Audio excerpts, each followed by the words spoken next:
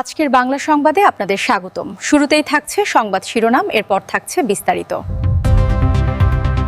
আন্দোলনে জিতব আমরাই, শেখ হাসিনা আবারও প্রধানমন্ত্রী হবেন। ছাত্রলীগকে সাদ্দাম হোসেনের রণহুঙ্কার। কোটা আন্দোলন ছিল ওসিলা, নেপথ্যে ছিল ডিপ স্টেটের মেটিকিউলাস ডিজাইন। প্রবীণ সাংবাদিক মঞ্জুরুল আলম পান্না। এতক্ষণ শুনছিলেন সংবাদ শিরোনাম, এখন থাকছে বিস্তারিত। বাংলাদেশের রাজনীতিতে আবারও শুরু হয়েছে উত্তেজনা, উদ্বেগ আর নতুন হিসাব নিকাশ। যে আওয়ামী লীগকে রাজনৈতিকভাবে নিশ্চিহ্ন করে দেওয়ার স্বপ্ন দেখছিল বিরোধী রাজনৈতিক শক্তিগুলো, সেই আওয়ামী লীগ এখন আবার নতুন করে সংগঠিত হওয়ার বার্তা দিচ্ছে। আর সেই বার্তার সবচেয়ে জোরালো উচ্চারণ এলো বাংলাদেশ ছাত্রলীগ সভাপতি সাদ্দাম হোসেনের কণ্ঠে। তিনি স্পষ্ট ভাষায় ঘোষণা দিয়েছেন শেখ হাসিনা আবারও বাংলাদেশের প্রধানমন্ত্রী হবেন, আর সেই প্রত্যাবর্তনের লড়াইয়ে ছাত্রলীগই হবে সবচেয়ে বড় শক্তি। রাজনৈতিক বিশ্লেষকদের মতে এই বক্তব্য শুধুই আবেগী কোনো দলীয় ভাষণ নয়, বরং এটি আওয়ামী লীগের নতুন রাজনৈতিক রোডম্যাপের ইঙ্গিত। কারণ দীর্ঘদিন ধরে চাপে থাকা আওয়ামী লীগ এখন বুঝতে পারছে বাংলাদেশের রাজনীতি এখনও পুরোপুরি তাদের বাইরে চলে যায়নি, বরং দেশের ভেতরে তৈরি হওয়া অস্থিরতা, অর্থনৈতিক চাপ, প্রশাসনিক বিশৃঙ্খলা এবং উগ্রবাদী গোষ্ঠীগুলোর দৌরাত্ম্য আওয়ামী লীগের জন্য আবারও নতুন রাজনৈতিক সুযোগ তৈরি করছে। সাদ্দাম হোসেন তার বক্তব্যে নেতাকর্মীদের উদ্দেশ্যে বলেছেন, আন্দোলন কেমন হয়, রাজপথ কিভাবে নিয়ন্ত্রণে নিতে হয়, ছাত্রলীগ আবারও তা দেখিয়ে দেবে। এই বক্তব্য এখন সামাজিক যোগাযোগ মাধ্যমে ব্যাপকভাবে ছড়িয়ে পড়েছে। তৃণমূল কর্মীদের বড় অংশ এটিকে ফের মাঠে নামার বার্তা হিসেবে দেখছে। বিশ্লেষকদের মতে ছাত্রলীগকে আবার সক্রিয় করার পরিকল্পনা অনেক দিন ধরেই চলছিল, কারণ আওয়ামী লীগের রাজনৈতিক শক্তির সবচেয়ে বড় ভিত্তিগুলোর একটি সবসময় ছাত্রলীগ। ভাষা আন্দোলন, মুক্তিযুদ্ধ, স্বৈরাচার বিরোধী আন্দোলন, প্রতিটি ঐতিহাসিক অধ্যায়ে ছাত্রলীগের ভূমিকা আওয়ামী লীগের রাজনৈতিক পরিচয়ের সঙ্গে ওতপ্রোতভাবে জড়িত। এই কারণেই বর্তমান পরিস্থিতিতে সংগঠনটিকে আবার রাজপথমুখী করার চেষ্টা চলছে। সাদ্দাম হোসেন তার বক্তব্যে বর্তমান সংকটের কথাও স্বীকার করেছেন। তিনি বলেছেন, সামনে বাধা আছে, সীমাবদ্ধতা আছে, কিন্তু থেমে থাকলে চলবে না। এই বক্তব্য মূলত নেতাকর্মীদের মনোবল ফিরিয়ে আনার রাজনৈতিক কৌশল বলে মনে করছেন বিশ্লেষকরা। কারণ গত কয়েক মাসে ছাত্রলীগের বহু নেতাকর্মী মামলা, গ্রেফতার, হামলা এবং সাংগঠনিক চাপে বিপর্যস্ত হয়ে পড়েছিল। অনেকেই আত্মগোপনে চলে যায়, অনেক এলাকায় সাংগঠনিক কার্যক্রমও স্থবির হয়ে পড়ে। কিন্তু এখন আওয়ামী লীগের ভেতরে নতুন উপলব্ধি তৈরি হয়েছে। রাজনৈতিক লড়াই দীর্ঘমেয়াদী, এবং এই লড়াইয়ে টিকে থাকতে হলে সংগঠনকে আবার মাঠে নামাতে হবে। আওয়ামী লীগের নেতাকর্মীরা এখন সবচেয়ে বেশি যে বিষয়টি সামনে আনছে সেটি হল শেখ হাসিনার উন্নয়ন রাজনীতি। পদ্মা সেতু, মেট্রো রেল, রূপপুর পারমাণবিক বিদ্যুৎ কেন্দ্র, বঙ্গবন্ধু টানেল, এলিভেটেড এক্সপ্রেসওয়ে, এসব বড় প্রকল্প এখন আওয়ামী লীগের রাজনৈতিক প্রচারের মূল হাতিয়ার। তাদের দাবি, বর্তমান অস্থিরতা মানুষকে আবার বুঝতে শিখিয়েছে স্থিতিশীল নেতৃত্ব কাকে বলে। রাজনৈতিক পর্যবেক্ষকদের মতে আওয়ামী লীগের সবচেয়ে বড় শক্তি এখানেই, কারণ দলটি এখন নিজেদের শুধু রাজনৈতিক দল হিসেবে নয়, বরং রাষ্ট্রীয় ধারাবাহিকতার প্রতীক হিসেবে তুলে ধরছে। আর সেই প্রতীকের কেন্দ্রবিন্দুতে রাখা হচ্ছে শেখ হাসিনাকে। আওয়ামী লীগের তৃণমূল এখন বিশ্বাস করতে শুরু করেছে শেখ হাসিনার রাজনৈতিক অধ্যায় শেষ হয়নি, বরং তিনি আবারও বাংলাদেশের রাজনীতির কেন্দ্রবিন্দুতে ফিরে আসতে পারেন। এই বিশ্বাসই এখন কর্মীদের মধ্যে নতুন উদ্দীপনা তৈরি করছে। বিশ্লেষকদের মতে ছাত্রলীগ সভাপতির বক্তব্যের সবচেয়ে গুরুত্বপূর্ণ দিক হল তিনি সংগঠিত প্রত্যাবর্তনের কথা বলেছেন, অর্থাৎ হঠাৎ কোনো আবেগী আন্দোলন নয়, বরং দীর্ঘমেয়াদী রাজনৈতিক প্রস্তুতির ইঙ্গিত দেওয়া হয়েছে। এখানে আরেকটি বিষয় গুরুত্বপূর্ণ, আওয়ামী লীগ এখন নিজেদের নির্যাতিত রাজনৈতিক শক্তি হিসেবে তুলে ধরছে। ইতিহাস বলে, বাংলাদেশে যখনই কোনো বড় রাজনৈতিক দল নিজেদের নির্পীড়িত হিসেবে প্রতিষ্ঠা করতে পেরেছে, তখনই তাদের প্রতি জনমনে সহানুভূতি তৈরি হয়েছে। আওয়ামী লীগ এখন সেই মনস্তাত্ত্বিক জায়গাটিকেই কাজে লাগাতে চাইছে। রাজনৈতিক বিশ্লেষকদের মতে বর্তমান সরকারের সবচেয়ে বড় সংকট হল তারা এখনও জনগণের সামনে স্থিতিশীল রাজনৈতিক রূপরেখা দাঁড় করাতে পারেনি। অর্থনৈতিক চাপ, দ্রব্যমূল্যের ঊর্ধ্বগতি, প্রশাসনিক অস্থিরতা, এসব কারণে সাধারণ মানুষের মধ্যে হতাশা বাড়ছে। আর আওয়ামী লীগ সেই হতাশার বিপরীতে উন্নয়ন বনাম অস্থিরতার নতুন বয়ান দাঁড় করাচ্ছে। এই বয়ানের সবচেয়ে বড় প্রতীক শেখ হাসিনা।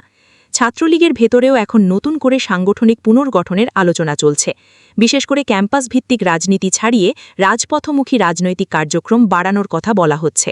সাদ্দাম হোসেনের বক্তব্যে সুশৃঙ্খল প্রস্তুতির ওপর জোর দেওয়াও সেই ইঙ্গিত বহন করে, কারণ আওয়ামী লীগ এখন বুঝতে পারছে রাজনীতিতে টিকে থাকতে হলে সাংগঠনিক শৃঙ্খলা ফিরিয়ে আনা জরুরি। রাজনৈতিক পর্যবেক্ষকদের মতে ছাত্রলীগের বর্তমান পুনর্গঠন পরিকল্পনার পেছনে আরেকটি বড় কারণ হল ভবিষ্যৎ নির্বাচনী রাজনীতি। কারণ আওয়ামী লীগ জানে রাজপথ ও রাজনৈতিক মাঠ দুই জায়গাতেই সাংগঠনিক শক্তি ধরে না রাখতে পারলে তারা দীর্ঘমেয়াদে টিকে থাকতে পারবে না। এই কারণেই এখন আবার তৃণমূলকে সক্রিয় করার উপর জোর দেওয়া হচ্ছে। বিএনপি ও জামাতকে নিয়েও আওয়ামী লীগের ভেতরে নতুন কৌশলগত আলোচনা শুরু হয়েছে। দলটির সমর্থকরা বলছেন, বর্তমান পরিস্থিতিতে উগ্রবাদী রাজনীতির উত্থান সাধারণ মানুষের মধ্যে নতুন আতঙ্ক তৈরি করেছে। এই ভয় আওয়ামী লীগের জন্য নতুন রাজনৈতিক সুযোগ তৈরি করছে। কারণ আওয়ামী লীগ এখন নিজেদের মুক্তিযুদ্ধের চেতনা ও ধর্মনিরপেক্ষ রাষ্ট্রের শেষ শক্তি ঘাঁটি হিসেবে তুলে ধরছে। রাজনৈতিক বিশ্লেষকদের মতে বাংলাদেশের বড় অংশের মানুষ এখনও উগ্রবাদ ও অস্থিরতা নিয়ে আতঙ্কিত, আর আওয়ামী লীগ সেই আতঙ্ককে রাজনৈতিকভাবে ব্যবহার করছে। এখানে আন্তর্জাতিক রাজনীতিও গুরুত্বপূর্ণ। ভারত, চীন, যুক্তরাষ্ট্র সবাই এখন বাংলাদেশের পরিস্থিতি গভীরভাবে পর্যবেক্ষণ করছে। বিশেষ করে ভারত বাংলাদেশের রাজনৈতিক স্থিতিশীলতা নিয়ে অত্যন্ত সংবেদনশীল।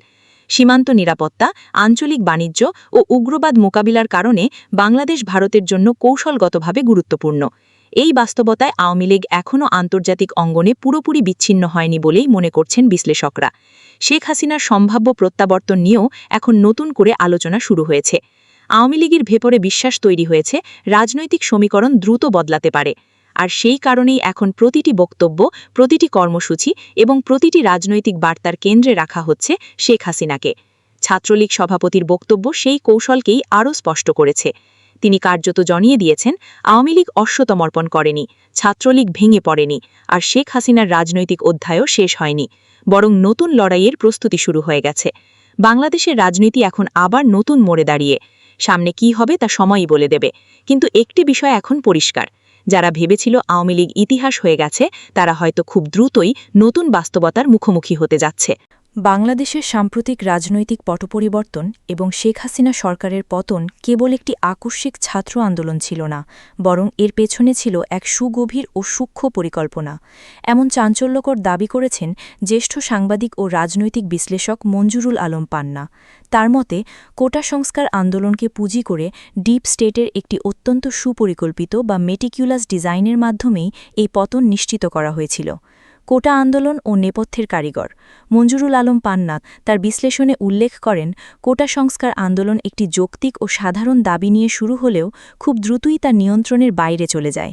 তিনি মনে করেন, পর্দার আড়ালে থাকা প্রভাবশালী অদেখা শক্তি বা ডিপ স্টেট এই আন্দোলনকে ঢাল হিসেবে ব্যবহার করেছে। শিক্ষার্থীদের আবেগকে কাজে লাগিয়ে অত্যন্ত পরিকল্পিতভাবে পরিস্থিতিকে এমন এক পর্যায়ে নিয়ে যাওয়া হয়েছিল যা শেষ পর্যন্ত দীর্ঘদিনের একটি সরকারের পতন ডেকে আনে। মেটিকিউলাস ডিজাইনের স্বরূপ সাংবাদিক পান্না এই পতনকে একটি মেটিকিউলাস ডিজাইন বা নিখুঁত নকশা হিসেবে আখ্যায়িত করেছেন। তার মতে, ঘটনার প্রতিটি ধাপ, আন্দোলনের মোড় ঘুরিয়ে দেওয়া, সাধারণ মানুষের মাঝে ক্ষোভ ছড়িয়ে দেওয়া এবং শেষ মুহূর্তে চূড়ান্ত ধাক্কা দেওয়া সবই ছিল এক সুদূর প্রসারী পরিকল্পনার অংশ। তিনি ইঙ্গিত দিয়েছেন যে এই নকশাটি হঠাৎ তৈরি হয়নি, বরং দীর্ঘ সময় ধরে এর নীল নকশা আঁকা হয়েছিল। ডিপ স্টেটের প্রভাব ও ভূ রাজনীতি মঞ্জুরুল আলম পান্নার এই মন্তব্যটি আন্তর্জাতিক ও স্থানীয় ক্ষমতার সমীকরণের দিকে ইঙ্গিত দেয়। ডিপ স্টেট বলতে সাধারণত রাষ্ট্রের অভ্যন্তরে বা বাইরে থাকা এমন এক অদৃষ্ট ক্ষমতা কাঠামোকে বোঝায় যারা পর্দার আড়াল থেকে বড় বড় রাজনৈতিক সিদ্ধান্ত বা পটপরিবর্তন নিয়ন্ত্রণ করে। পান্নার মতে, শেখ হাসিনার বিদায়ের পেছনে কেবল রাজপথের আন্দোলনই ছিল না, বরং এর নেপথ্যে কাজ করেছে শক্তিশালী এই অদৃষ্ট কাঠামোর নিখুঁত প্রকৌশল। রাজনৈতিক মহলে বিতর্ক ও প্রতিক্রিয়া এই প্রবীণ সাংবাদিকের পর্যবেক্ষণটি রাজনৈতিক মহলে এক নতুন বিতর্কের জন্ম দিয়েছে। অনেকেই মনে করছেন তার এই বিশ্লেষণ ৫ আগস্টের ঘটনাপ্রবাহের পেছনের অদৃশ্য সমীকরণগুলোকে নতুন করে ভাবার সুযোগ করে দিচ্ছে। আন্দোলনকারীদের পক্ষ থেকে একে গণ অভ্যুত্থান বলা হলেও মঞ্জুরুল আলম পান্না একে একটি উচ্চ পর্যায়ের কৌশলগত পরিকল্পনা হিসেবেই দেখছেন।